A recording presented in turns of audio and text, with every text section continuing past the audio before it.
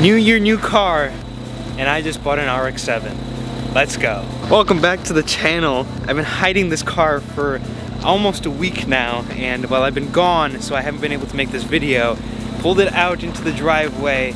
I bought a 1982 Mazda RX-7. Yes, we got our first rotary, boys. She's got a little heat in her.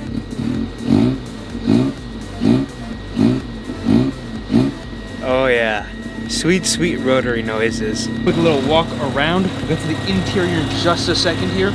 This is an 82, so it is an FB RX-7 for the Mazda people out there. When they came out in '79, they had a couple of weird quirks, and it was actually a different generation, but look at that. This car looks so awesome. With the salt on the road, I did drive the car home and gave it a thorough wash when we got back. So for those who do not know what this is and are looking at me like it's just an old car, well, it is an old car, but it is a very special car. This car has a rotary engine in it. We come over to the interior here, and we pull this right here. We open the engine compartment, which flips up the cool way. And right here, you can see a carbureted 2-rotor 12A engine. If you don't know what a rotary is, essentially instead of having conventional pistons, you now have a rotor that spins to make power. That's the easiest explanation that I can give you.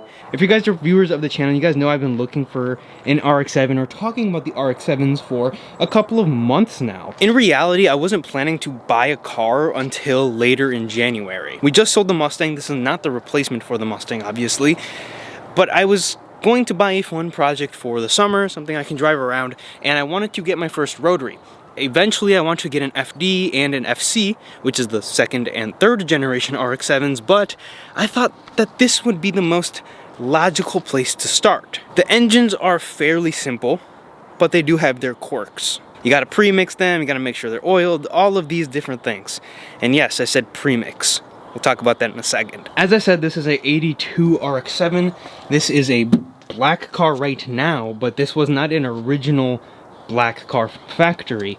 If we come right here, you can see some of the original color underneath the black. You can see it really good right here. Yes, this car was red from the factory, and someone in the 90s resprayed this car. It has some higher miles on it. This was a California car, as you may want to call it, so the miles, honestly, doesn't really show it. But if we come over to the engine, this was apparently rebuilt about 90,000 miles ago in the 90s. Now, I say apparently because I do not have proof and paperwork. I bought this from an RX-7 group chat that I'm in, and, well, it's kind of word of mouth. I don't trust it 100%, but I don't not believe him, so it runs healthy, which is the main thing, and it's a fun little car, and it was at a decent price point. Old cars are getting hard to find. This car is over 40 years old, and, well, it was clean, and it ran healthy, so at the end of the day, I thought it was worth buying, and it's a pretty solid overall car. Now, this isn't an original car. I don't know if it's the original engine. I'm gonna look and see if there's numbers and if I can find out. I was told the engine was rebuilt. Whether that means it was a new engine that got rebuilt or what happened, who knows? For some of you who don't know rotaries all too well, and you heard this car and are wondering why it doesn't brap, well, we'll get into that. And that's one thing that I want to do with this car. To get the iconic kind of cam sound on a RX-7 or a rotary, you need to port them. Stock, they don't come with that sound. But I do want to port this car and make it sound insane.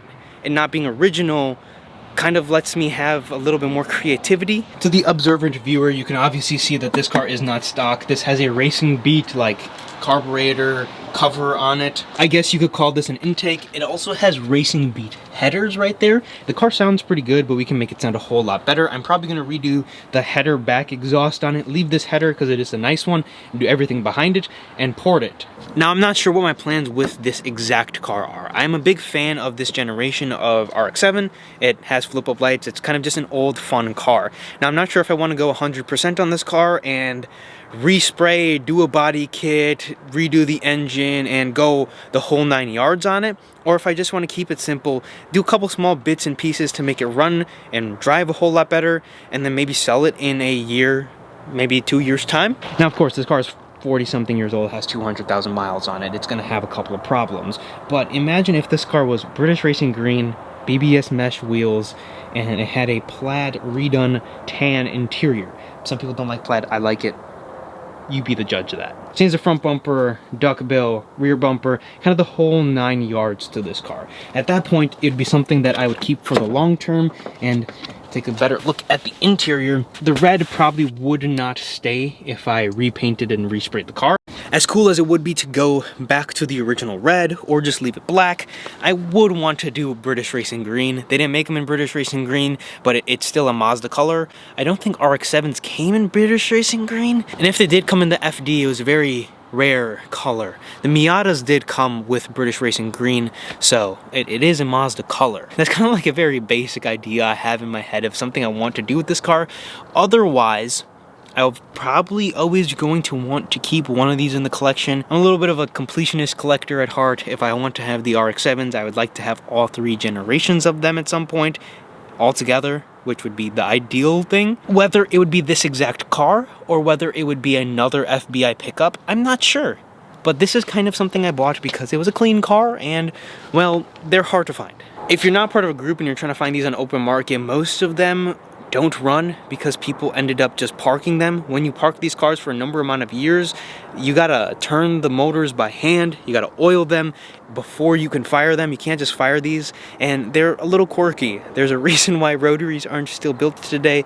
Not that they're unreliable, I think that's kind of the wrong consensus people have come to, but you gotta take care of them. They're a little bit more needy than a regular motor. One of the things this car needs is you gotta add a little bit of premix into the gasoline. Also, there's oil injection in these cars that feeds oil into the motor, into the rotors, that keeps it lubricated. A normal car, you just do oil changes, fill gas, but in this car there's additional steps. As far as those additional steps, we have to figure out the exact mix we need to do, if the oil injection is even working, and all of those things before summertime comes. And I have no experience working on rotaries, but I think I should be able to figure out most of this stuff on my own. If not, I mean, the internet exists, so I shouldn't really have a problem. Going into some of the issues, obviously, like I said, 40 plus years old. It's going to need bushings all the way around on the suspension. It has a ton of slop in the steering wheel. When you're driving, you can basically shake the car. Like all of this right there does absolutely nothing. So changing the bushings for new bushings would probably go a huge way into getting this car feeling a whole lot more firm. The clutch in this car feels pretty good. It was apparently changed in 2017 and it has a couple thousand miles on it, but again, I don't have paperwork for that, so I don't know whether to trust it or not, but it does feel good, which is the main thing. I can easily get a couple thousand miles on it, so it's fine for now. The seat is tearing, which is something you see right there. There were covers on the seat, or on the seat like this, the cover sitting behind me right there, but the seat definitely needs to be redone, and we probably will reupholster the seat, or we might just get a new seat. I'll figure that out when the time comes. The other big thing with this car is electrical stuff. So the lights, for example, one of the lights works, one doesn't. That's probably a fuse thing. We'll turn that off there. This parking brake light does not go away when the brake is down. Also, something I noticed today actually, brake light on the left should be gone, but it doesn't go away.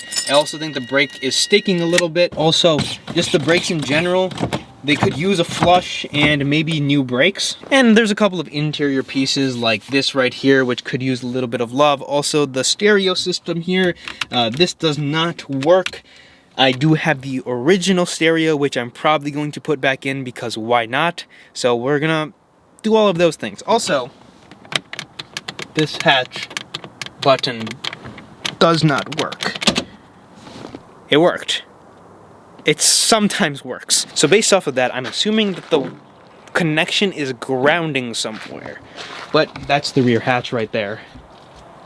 Opened up. Also, this key is a little sticky, so a couple of small things here and there that this car is going to need. Also, if you guys realize, this car does have a, I don't even know what to call this, because it's not a sunroof. If you come over to the inside here, there's no glass.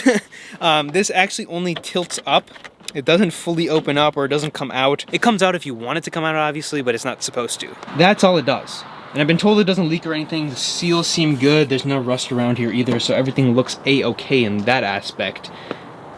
But like, what's the point? I don't know. I think in the summer it'd be fun to just remove this and put it on the side and just drive around with this open. The heat semi-works. I learned that because it was 20 degrees when I picked the car up. We have power windows, and it's funny because my Miata is 10 years younger than it, and it still has cranks. But it's the RX-7. It's the fancy one. Little horn test.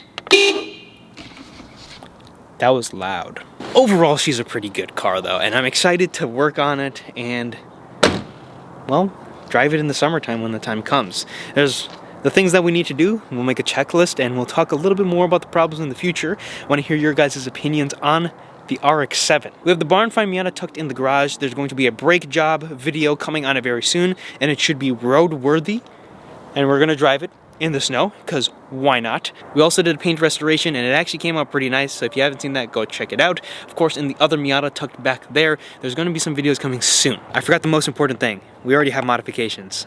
Yes, ladies and gentlemen, that is a rotary key. That's the coolest thing I've seen.